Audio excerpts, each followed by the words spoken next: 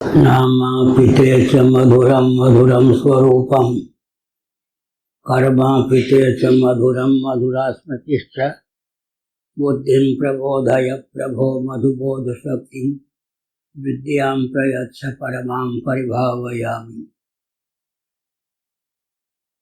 कोमलं कूजयन् वेणुं श्यामलोऽयं कुमारकः वेदवेद्यं परं ब्रह्म भासतां हृदये मम।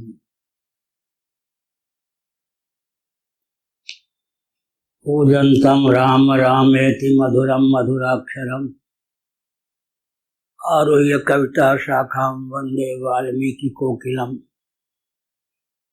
निगमकल्पतरोर्गलितं फलं सुखमुखादमृतद्रवसंयुतं पिबत भागवतं रसमालयं मुरहो रसिका भुविभावुकाः।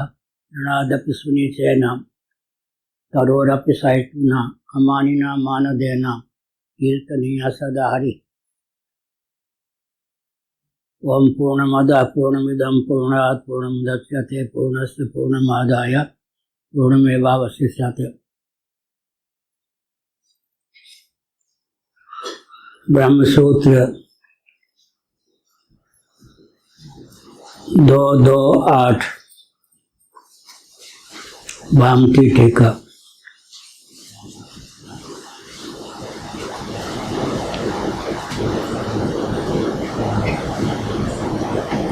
शंकर भाष्य का कितना महत्व है। वाचस्पति मिश्र गृहस्थ थे।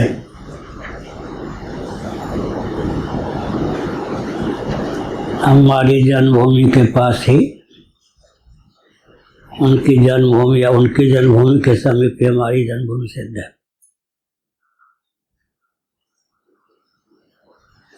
उन दिनों बिजली की बात तो नहीं थी। रात्रि में भी लिखते थे ब्रह्मसूत्र शंकर भाष्य पर टीका। पत्नी ध्यान रखती थी दीप प्रज्वलित रहे, बुझ न जाए। एक दिन उसने देखा कि दीप बुझने की स्थिति में उसने बत्ती ऐसे कर दी। भामती कार ने कहा तुम कौन हो? उनको ध्यान नहीं था कि पत्नी है। तो संकोच के कारण उसने कहा आपकी दासी हूं, क्या चाहती हो? वंश चले। अच्छा तुम्हारा नाम क्या है? भामती। जो ब्रह्मसूत्र पर मैंने टीका लिखी उसका नाम भामती कर देता हूँ, नाम चलेगा तुम्हारा। ऐसे मनीषी गृहस्थ होते हुए भी कितने त्यागी रहे हमने। इस ज्ञान विज्ञान तभी पछता है जब व्यक्ति इस प्रकार की प्रज्ञा शक्ति तन्मयता से युक्त होता है।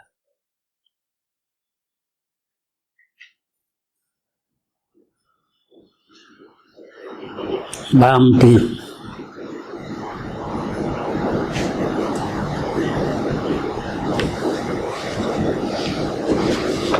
यदि है ना प्रधानावस्था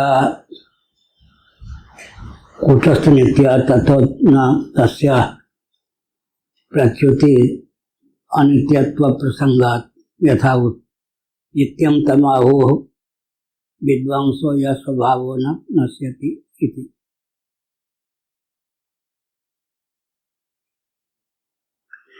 यदि प्रधानावस्था कूटस्थ नित्य है तब तो उससे प्रच्युति नहीं होगी, नित्यत्व का प्रसंग आ जाएगा।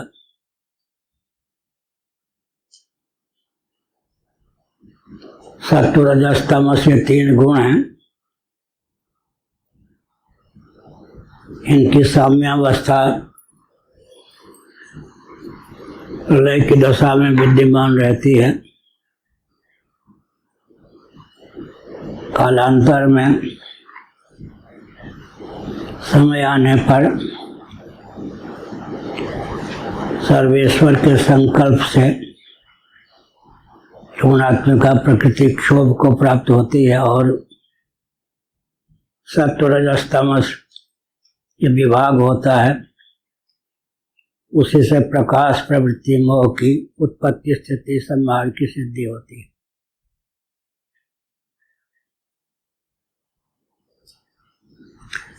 कूटस्थ नित्य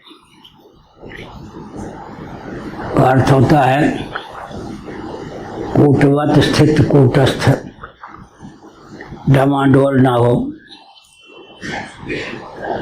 साम्यावस्था विखंडित ना हो। या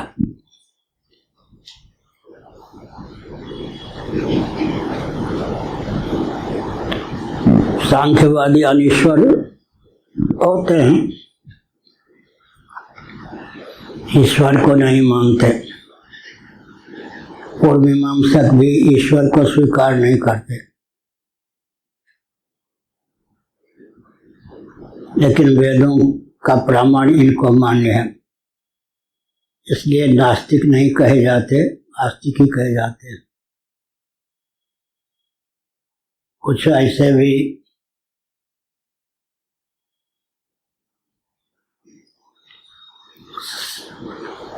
विभाग हैं, वेदों का प्रामाण्य नहीं मानते, लेकिन ईश्वर का अस्तित्व खुदा गॉड आदि के रूप में स्वीकार करते हैं। तो वेदों का प्रामाण्य न मानने के कारण नास्तिक कहे जाते हैं। जो वेदों का प्रामाण्य भी स्वीकार करते हैं और ईश्वर का अस्तित्व भी स्वीकार करते हैं, शेष्वर सांख्यवादी योग को मानने वाले होते हैं। 24 तत्व, अष्टधा प्रकृति, 16 विकृति, अनात्मा प्रपंच के वेद हैं। 25वां तत्व पुरुष है, पुरुषैनात् पूर्णत्वाद्वा पुरुषः। पुरुष विशेष को योगी, शेष्वर सांख्यवादी योगी ईश्वर कहते हैं। ईश्वर क्या है? क्लेश कर्म विपाक आश्रय से परामृष्ट पुरुष विशेष। अविद्या, अस्मिता, राग, द्वेष, अभिनिवेश ये क्लेश हैं। शुभ अशुभ निष्क्रिय कर्म होते हैं। सुख दुख मोह विपाक माने फल होते हैं। आशय माने अंतःकरणनिष्ठ संस्कार।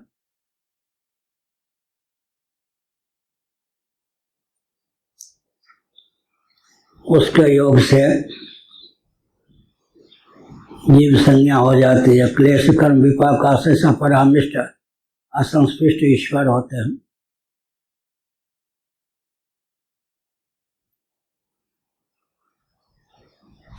अब क्लेश कर्म विपाक आशय में जो क्लेश है अविद्या, अस्मिता, राग, द्वेष, अभिनिवेश, इसका भी अक्लिष्ट उपयोग संभव है।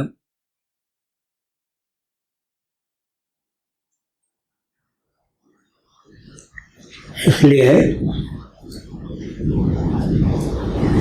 यशोदा मैया लाला कन्हैया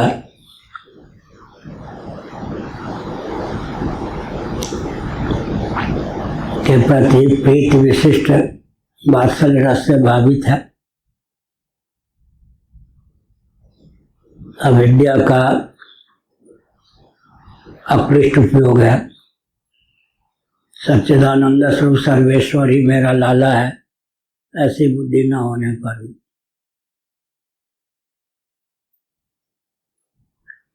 प्रीति विशिष्ट अविद्या वात्सल्य रस युक्त है। अस्मिता का अक्लिष्ट उपयोग संभव है। मधुरी पीड़ा रामिति भावनशीला, गीत गोविंदम, श्रीमद् भागवत में कृष्णो हम मधुरीपुर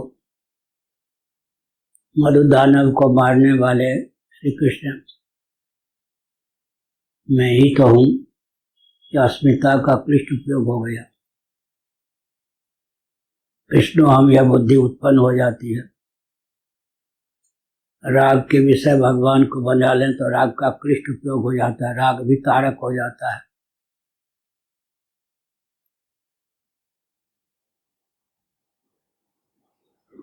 जो सज्जन होते हैं दैवी संपत्ति संपन्न, वे द्वेष और अभिनिवेश का विषय भगवान को नहीं बनाते, लेकिन वैर भाव से रही वही निश्चल,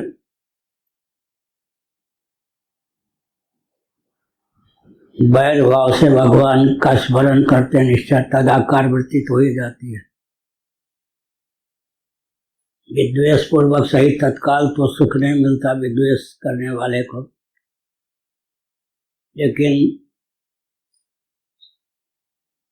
द्वेष के विषय भगवान हो जाते हैं तो न तथा भक्ति होगे न।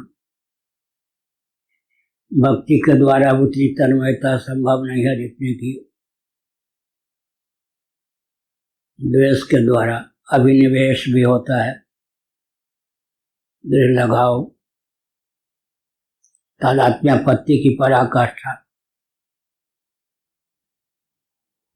अभिनिवेश और द्वेष के विषय भी भगवान बन जाए, तारक एक क्लेश हो जाते हैं, तारने वाले हो जाते हैं। येन केन प्रकारेण भगवदाकार वृत्ति होनी चाहिए, न तथा भक्ति योगे न। भक्ति योग के द्वारा भी उतनी तन्मयता प्राप्त नहीं होती जितनी की द्वेष के द्वारा। द्वेष भी तारक बन जाता है अगर द्वेष के विषय भगवान हो जाएं, भगवान के भक्त बन जाए हो जाए तब।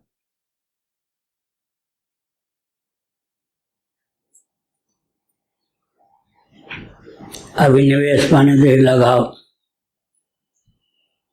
इसलिए कृष्ण हम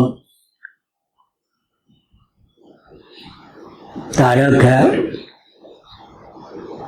मधुरी पुरामिति भावनशीला जो गोपनांगी थी, गोपांगना मधुरीपु मधुसूदन भगवान, उनके हृदय में तादात्म्यापत्ति हो गई स्वयं को कृष्ण। कुछ गोपियां भगवान को पाने के लिए विह्वल थी, उसमें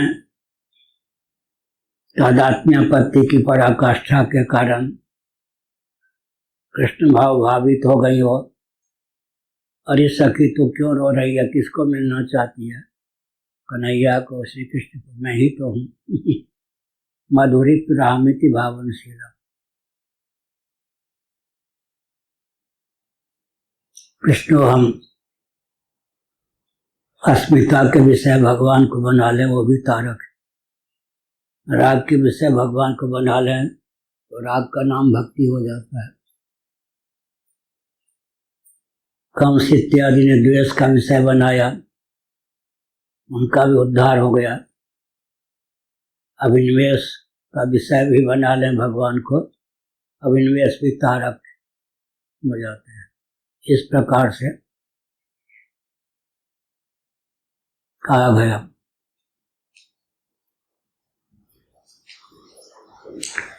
प्रधानावस्था, प्रधान प्रकृति माया, वेदांत प्रस्थान भगवान की शक्ति, ये सब पर्यायवाचक है। अव्यक्त, प्रधान प्रकृति, अव्यक्त माया,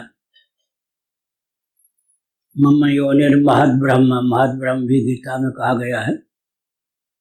ये सब पर्यायवाचक है।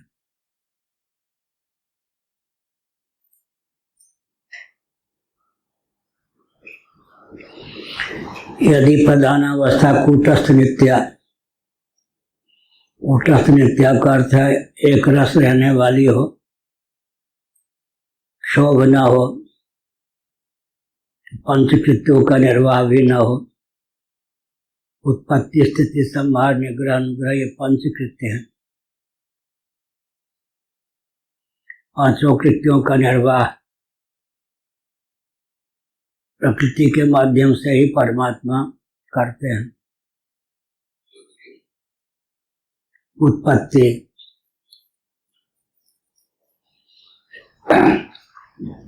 स्थिति संहार, रजोगुण की प्रगल्भता से उत्पत्ति होती है, सत्वगुण की प्रबलता से स्थिति होती है, तमोगुण की प्रधानता से समृद्धि होती है। ईश्वर को मानने पर उत्पत्ति से संहार का क्रम चलता रहता है। 31 दिन 10 खरब 40 अरब वर्ष महाप्रलय की अवस्था है, सृष्टि की आयु है। 1,97,29,49,125-26 वर्षों की ये पृथ्वी है, सृष्टि है आजकल। इस प्रकार से ईश्वर संकल्प करते हैं, इच्छा शक्ति से संपन्न होते हैं। प्रकाश, प्रवृत्ति और मोह सत्व रजस तमस के द्वारा ही सिद्ध है। प्रकाशम से प्रवृत्तिम से मोहमेव से पांडवा न द्वेष्टि संप्रवृत्तानि न निवृत्तानि कांक्षति।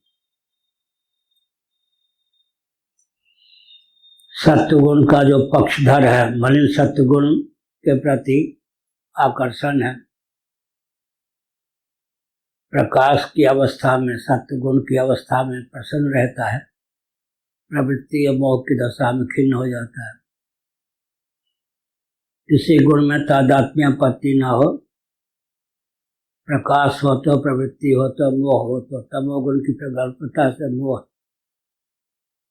रजोगुण की प्रगल्भता से प्रवृत्ति, सत्वगुण की प्रगल्भता से प्रकाश, शुद्ध सत्व समता विज्ञान, शुद्ध सत्व के योग से तीनों में अनासक्ति।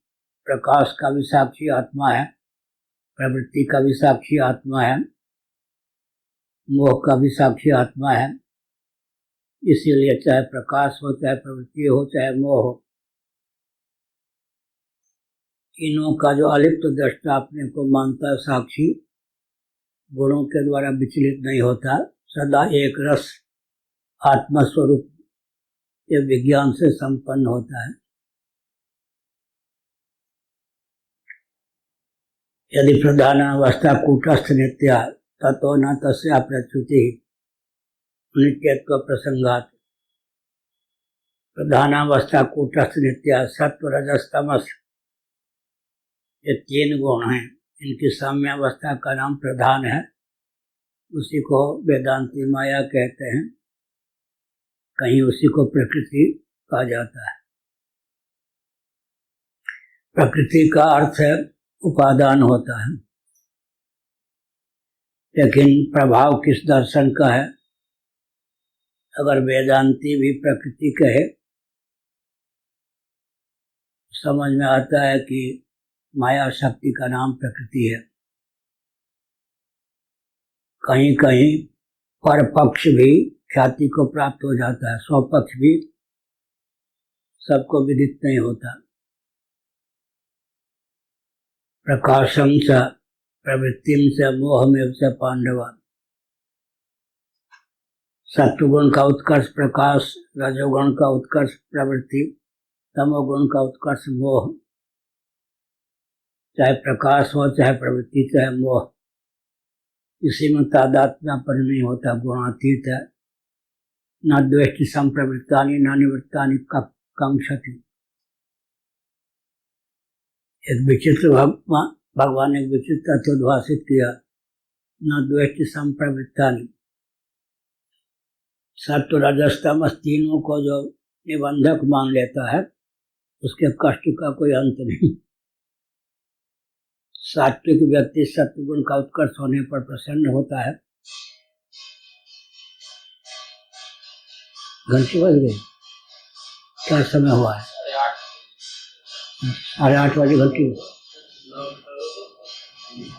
क्या है? पहले परंपरा से उसको शोधन करते हैं 9 बजे बैल करना तो क्या कह रहे थे जेल भैंस पानी। हाँ, चाहे प्रकाश हो, सत्य गुण का उत्कर्ष हो, चाहे रजोगुण का, चाहे तमोगुण का, ना द्वेष संप्रवृत्तानि में द्वेष क्यों कहा? तीनों गुण निबंधक हैं, ऐसा जो जानता है उसके दुख का कोई अंत नहीं।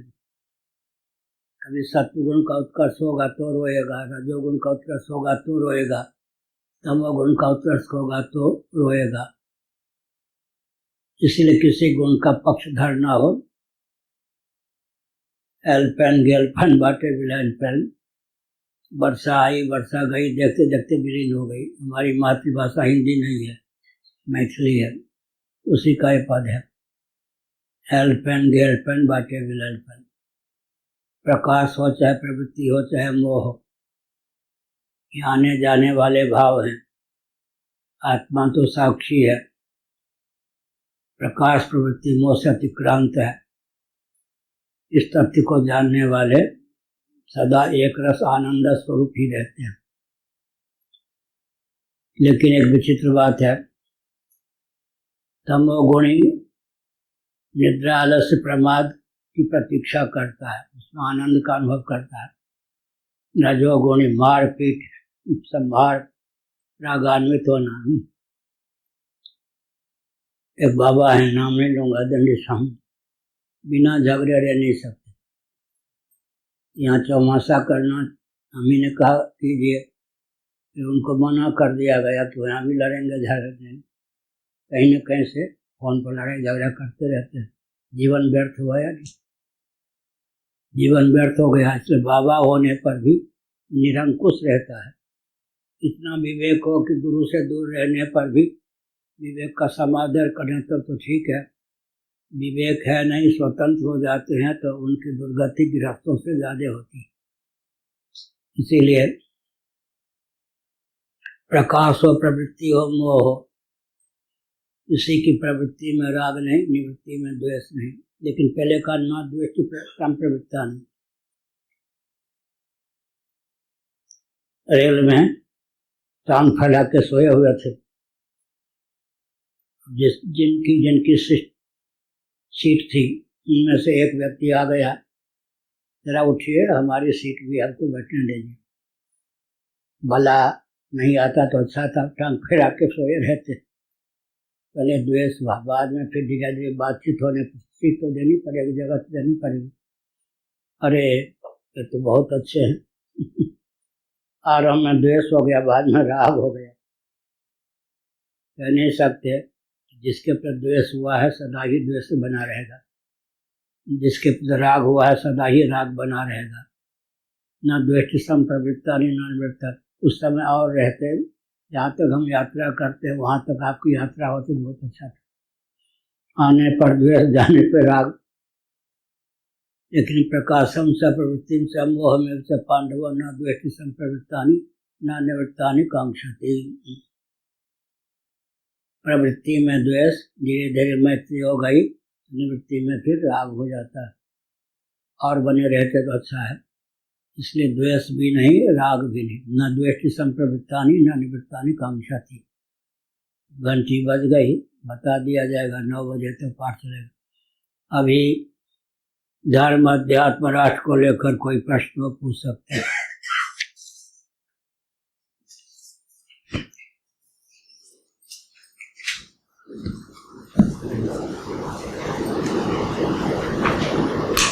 और पूछना है बाबा जी? गुरुदेव जो अभी बताए कि जो गोपियों का भाव है कृष्ण हम, देखो रुद्राक्ष उतर गया आज वैष्णव।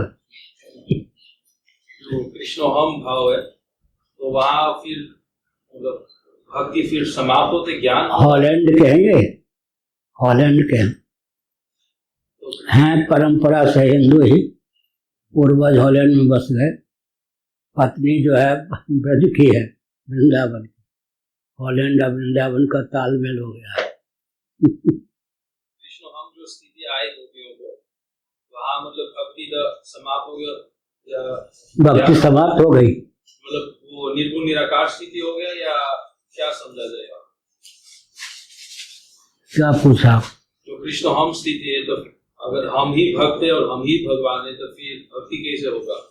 तो क्या स्थिति हो गया? इसलिए आप कृष्ण हम से बचे रहो, भक्ति टूटेगी नहीं। अभिस्वंग किसको कहते हैं मालूम है?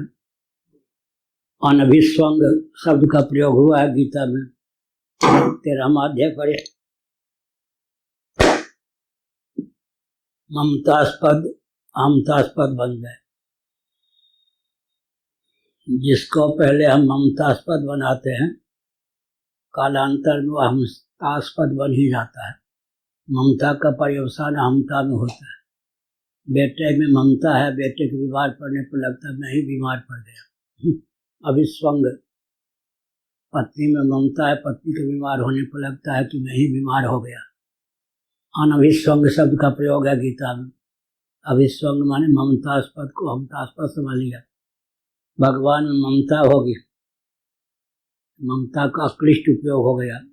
कालांतर में भगवान अहमता के विषय हो ही जाएंगे।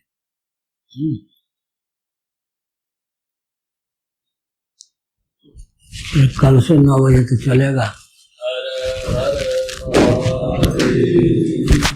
अभी घामा सुबह बैठा है, कान बहुत दर्द।